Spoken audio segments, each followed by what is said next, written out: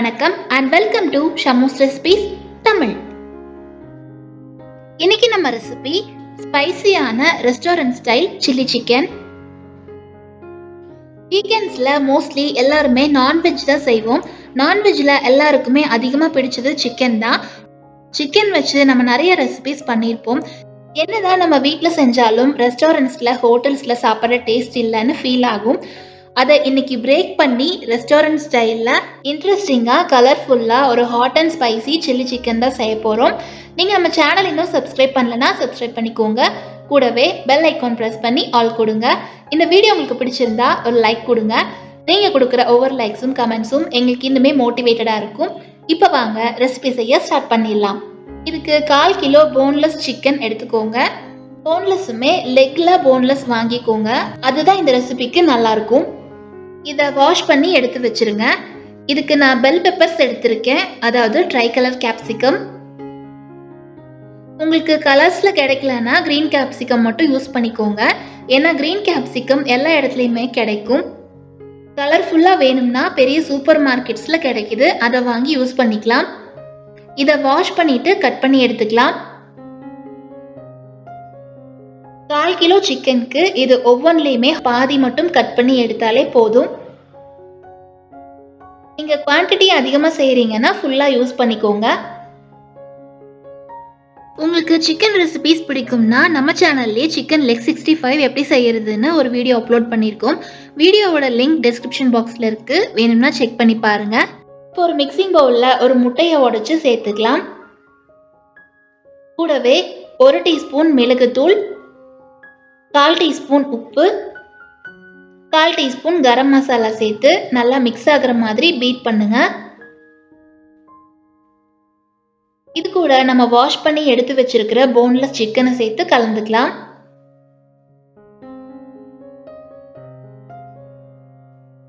இது கூட 1 table spoon மைதா, 1 table spoon cornflour சேர்த்து நல்லா மிக்ஸ் பண்ணுங்க. மாவு அதிகமாக ஆட் பண்ணிட்டோம்னா சிக்கன் பஜ்ஜி மாதிரி ஆயிரும். ஸோ இதே அளவில் ஆட் பண்ணிக்கோங்க. நல்லா இந்த மாதிரி எல்லா பீசஸ்லேயும் மாவு கோட் ஆகணும். ஆனால் தின்னாக கவர் ஆனால் போதும், திக்காக இருக்கக்கூடாது. ஸ்டவ் ஆன் பண்ணி கடாய் வச்சு பொரிக்க தேவையான ஆயில் ஊற்றிக்கலாம். ஆயில் சூடானதும் சிக்கனை சேர்த்து ஃப்ரை பண்ணி எடுத்துக்கலாம். சிக்கனை ரொம்ப நேரத்துக்கு குக் பண்ணாதீங்க. கரெக்டாக 5 நிமிஷத்துக்கு சூடான ஆயிலில் போட்டு குக் பண்ணி எடுத்தால் போதும்.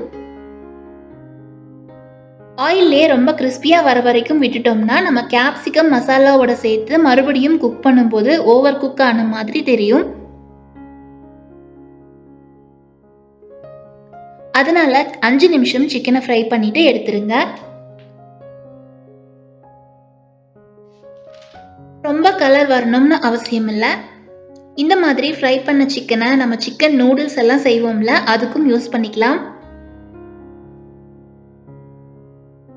இதை நீங்க இப்படியே சாப்பிட்டாலும் டேஸ்ட் நல்லா இருக்கும். பாருங்க, இப்பவே நல்லா வெந்து சாஃப்ட் அண்ட் ஜூஸியா இருக்கு. ரொம்ப கிறிஸ்பியா இல்லாம இந்த அளவுக்கு இருந்தா நம்ம மசாலாவோட சேர்த்து மறுபடியும் குக் பண்ணும்போது கரெக்டா இருக்கும். இப்ப கடாயில 1 டேபிள் ஸ்பூன் ஆயில் சேர்த்துக்கோங்க.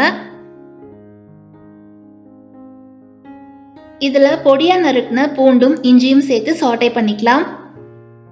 பூண்டு 1 டேபிள் ஸ்பூன்னா இஞ்சி 3/4 டேபிள் ஸ்பூன் சேர்த்துக்கோங்க. சைனீஸ் ரெசிபினாவே 2 விஷயம் முக்கியமா பார்க்கணும். ஒன்று, இந்த மாதிரி இஞ்சி பூண்டு எல்லாம் ஃபைனா சாப் பண்ணுவாங்க. அண்ட் குக் பண்ணும்போது ஹை ஃப்ளேமில் வச்சு தான் குக் பண்ணுவாங்க. நானும் ஸ்டவ்வை ஹை ஃப்ளேமில் தான் வச்சுருக்கேன் ஃப்ரெண்ட்ஸ். அப்போ தான் அதில் ஒரு ஸ்மோக்கி ஃப்ளேவர் கிடைக்கும். இப்போ ஒரு பெரிய வெங்காயத்தில் பாதியை மட்டும் பொடியாக நறுக்கிட்டு சேர்த்துக்கலாம்.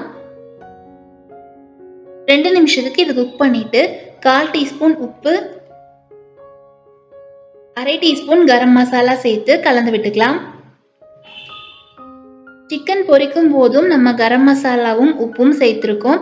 ஸோ நம்ம இதில் சேர்த்துருக்கிற கேப்சிகம் மசாலாவுக்கு மட்டும் உப்பு சேர்த்துக்கிட்டா போதும். இப்போ இதில் கட் பண்ணி வச்சிருக்கிற குடமிளகாயை சேர்த்துட்டு பெரிய வெங்காயம் எடுத்திருந்தோம்ல, அதில் இன்னொரு பாதியை இந்த மாதிரி பெரிய பீசஸாக கட் பண்ணி எடுத்திருக்கோம். அதையும் சேர்த்து வதக்கிக்கலாம். கூடவே ஒரு பச்சை மிளகாயை கட் பண்ணிட்டு ஆட் பண்ணிக்கோங்க. கேப்சிகம், ஆனியன்லாம் சேர்த்ததுக்கு அப்புறமா ரொம்ப நேரத்துக்கு குக் பண்ணக்கூடாது. அப்படி ரொம்ப நேரம் வேக விட்டோம்னா அதோட கிரன்ச்சினஸ் போயிடும்.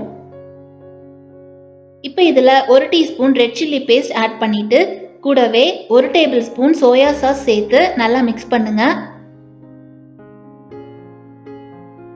இப்போவே ஹோட்டல்ஸில் ஃப்ரை பண்ணுற அந்த சைனீஸ் ஃப்ளேவர் வருது. இப்போ நம்ம ஃப்ரை பண்ணி வச்சிருக்கிற சிக்கனை இதில் சேர்த்து நல்லா மிக்ஸ் பண்ணிட்டு ஸ்டவ் ஆஃப் பண்ணிடுங்க. இதை ஒரு பிளேட்டுக்கு ட்ரான்ஸ்ஃபர் பண்ணிட்டு ஃபைனலாக கொஞ்சம் ஸ்ப்ரிங் ஆனியனை கட் பண்ணிட்டு இதில் சேர்த்துக்கலாம். இது ஆப்ஷனல் தான், இல்லைன்னா ஸ்கிப் பண்ணிக்கோங்க. சூடாக ஸ்பைசியாக ரெஸ்டாரண்ட்ஸில் கிடைக்கிற அதே டேஸ்ட்டில் கிரன்ச்சியான சில்லி சிக்கன் ரெடி ஆயிருச்சு. வீட்லேயே இப்படி செஞ்சு கொடுத்தீங்கன்னா ஹோட்டல்ஸ்க்கு போக மனசே வராது.